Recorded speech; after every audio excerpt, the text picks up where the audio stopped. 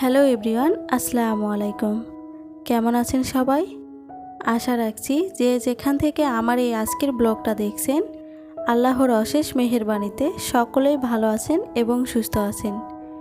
আলহামদুলিল্লাহ, সব মিলিয়ে আমরা অনেক ভালো আছি। প্রতিদিনের মতন আবারও নতুন একটা ব্লগ নিয়ে হাজির হলাম। আশা রাখছি আপনাদের কাছে ভালো লাগবে, আর ভালো লাগলে অবশ্যই একটি লাইক দিয়ে পুরো ভিডিওটার সাথেই থাকবেন।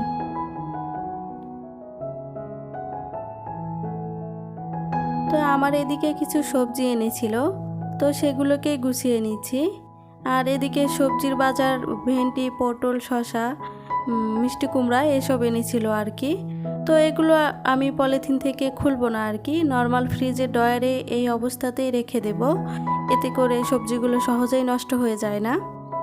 আর একদিনে তো দেখা যায় সব সবজি রান্না করাও সম্ভব না, তো যেটা রান্না করব তো সেটাকেই শুধু বের করে নিয়েছি আর কি। আর এদিকে কিছু ডিম আর বাচ্চাদের জন্য বিস্কুট, রুটি এসবও এনেছিল।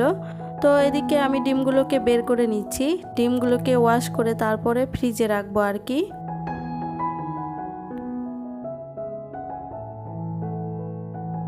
তো এমনি থেকেই ডিমের মধ্যে অনেক জীবাণু থাকে, আর যেহেতু ফ্রিজের মধ্যে অনেক খাবার দাবার রাখতে হয়, তো ডিম যদি পরিষ্কার করে না রাখি তাহলে ডিমের জীবাণুগুলো খুব সহজেই ছড়িয়ে পড়বে। তো সেই কারণেই এভাবে একটু ভিম লিকুইড ভরে নিয়ে একটু ভালো করে পরিষ্কার করে ডিমটাকে শুকিয়েই রাখি আর কি। তো এদিকে আমার ঝুড়িটাও অনেক নোংরা হয়ে গিয়েছিল, তো আমি সেটাকেও একটু পরিষ্কার করে নিচ্ছি।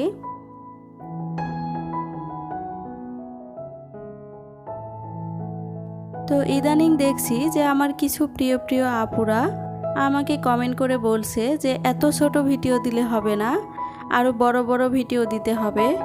তো প্রথমেই জানাই আমার প্রিয় আপুদেরকে অনেক অনেক ভালোবাসা ও আন্তরিকতা। তো তারা ভালোবেসে আমার ভিডিও দেখে বিধায় তারা আমার কাছ থেকে বড় ভিডিও আশা করছে। তো অবশ্যই আমি আপনাদের ভালোবাসা ও সাপোর্ট পেলে বড় বড় ভিডিও আপলোড দিব আর কি। তো আমি এর আগের ভিডিওতে অবশ্য বলেছিলাম যে আমার ফোনে কিছু সমস্যা থাকার কারণে আমি খুব বেশি বড় ভিডিও শ্যুট করতে পারি না, তো সেই কারণেই আপনাদের মাঝে বড় ভিডিও আকারে দিতে পারি না আর কি। তো বড় ভিডিও দিতে গেলে আমার খুবই কষ্ট হয়, মানে খুবই সমস্যা হয় আর কি। তো তারপরও আমি চেষ্টা করব বড় বড় ভিডিও দেওয়ার আর কি।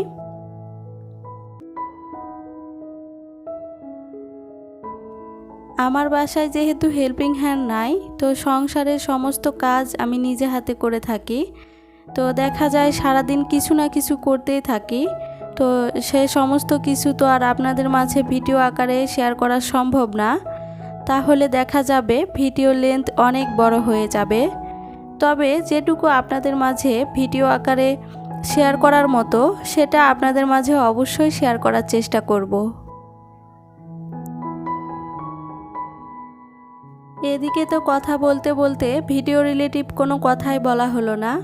তো এদিকে আমি গরুর মাংস দিয়ে ভুনা খিচুড়ি রান্না করছি আর কি। তো খিচুড়িটাকে দমে বসিয়ে এদিকে আপনাদের ভাইয়া হানিনাট তৈরি করছে, তো সেটারও কিছু অংশ আপনাদের মাঝে শেয়ার করলাম।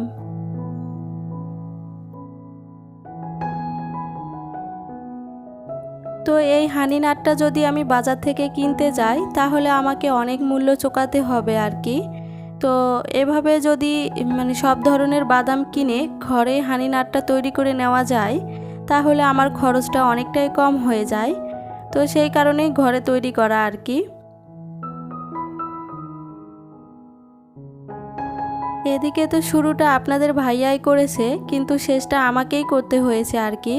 সে বাদামগুলোকে ভালোভাবে মিক্সড করতে পারছিল না, তো সেই কারণে আমি বাদামগুলোকে ভালো করে মিক্সড করে কাঁচের জারের মধ্যে রেখে দিচ্ছি। এটা অনেক দিন যাবত ভালো থাকবে, আর এটা অনেক দিন যাবত ঘরে রেখে নর্মাল টেম্পারেচারে রেখেই খাওয়া যাবে আর কি। তো এদিকে যতটুকু সম্ভব আমি চেষ্টা করি ঘরের মধ্যেই খাবার তৈরি করে খাওয়ার আর কি।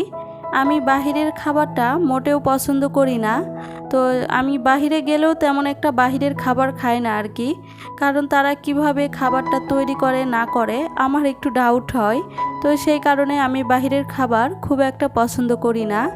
তবে দেখা যায় কোনো অকেশন বা কোনো কিছু থাকলে মানে বাহিরে খেতেই হয়, তখন বাধ্য হয়ে খাই আর কি। তো এদিকে তো আমার খিচুড়িটা প্রায় রান্না হয়ে গেছে। আর মাশাল্লাহ আমার খিচুড়িটা কিন্তু অনেক ঝরঝরে হয়েছে, দেখতেও খুব সুন্দর হয়েছে আর কি। তবে মাংসর পরিমাণটা একটু কম হয়েছে। তার একটাই কারণ হচ্ছে আমি খিচুড়ির জন্য মাংসটা আলাদা করে রান্না করে নেইনি। তো কালকে আমি গরুর মাংস রান্না করেছিলাম, তো সেখান থেকেই একটু মাংস রয়ে গিয়েছিল, তো সেটা দিয়ে আজকের খিচুড়িটা তৈরি করে নিলাম আর কি। এদিকে আমি সালাডটাকেও রেডি করে নিচ্ছি। আর এরই মাঝে এখনও বলা হয়ে ওঠেনি, আপনারা যারা যারা আমার এই ভিডিওটা এই পর্যন্ত কন্টিনিউ করেছেন তাদেরকে অসংখ্য অসংখ্য ধন্যবাদ। আর আপনারা যারা যারা আমার এই চ্যানেলটি নতুন ভিজিট করছেন, চাইলে আমার চ্যানেলটি সাবস্ক্রাইব করে পাশে থাকা বেল আইকনটি ক্লিক করে অল করে দিতে পারেন। আর যারা যারা অলরেডি এই কাজটা করে ফেলেছেন তাদেরকে অসংখ্য অসংখ্য ধন্যবাদ। তবে আমি কিন্তু আজকের সালাডটা একটু অন্যভাবে তৈরি করে নিয়েছি, তো আপনারা প্লিজ কেউ কিছু মনে করবেন না। তো আপনাদের ভাইয়া চাচ্ছিল যে আজকের সালাডটা ও একটু মরিচ দিয়ে মেখে খাবে আর কি, তো সেজন্য আমি সালাডটাকে মরিচ আর লেবু চিপিয়ে দিয়ে মানে মেখে দিয়েছি আর কি। তো এদিকে আমরা দুপুরের খাবার খাওয়ার জন্য সবাই টেবিলে বসে পড়েছি। তো আমি সবাইকে পরিবেশন করে দিচ্ছি। আর এদিকে তো আমার নুহার তো খাবার খেতে গেলে অনেক জ্বর এসে যায় শরীরে। তাকে নিজে হাতে খাবার উঠিয়ে খাইতে দিলেই সে অনেক কান্নাকাটি শুরু করে দেয়। তো এখনও তাকে খেতে দেওয়া হয়েছে আর সে অনেক কান্নাকাটি করছে আর কি। তো তাকে বকা দিয়ে একটু খাওয়ানোর চেষ্টা করছি আর কি। তো দেখা যায় দিনে 3 বার ভারী খাবার আর সারাদিন পাতলা হালকা নাস্তা তো আছে। তো সবটাই আমাকে 2টা বাচ্চাকে নিজে হাতে খাওয়াই দিতে হয়। তো ওদেরকে খাবার খাওয়াইতে গেলেই আমার দিনের অর্ধেকটা সময় শেষ হয়ে যায়। তো কি আর করার, এখনকার বাচ্চারা আসলে এরকমই, খাবার খেতে চায় না। তো যাই হোক, খাবার খেতে খেতে আপনাদের মাঝে বিদায় নিয়ে ফেলি। তো আপনাদের সঙ্গে আবারও দেখা হবে নতুন কোনো ভিডিওতে। ততক্ষণ সকলে ভালো থাকবেন, সুস্থ থাকবেন। আল্লাহ হাফেজ।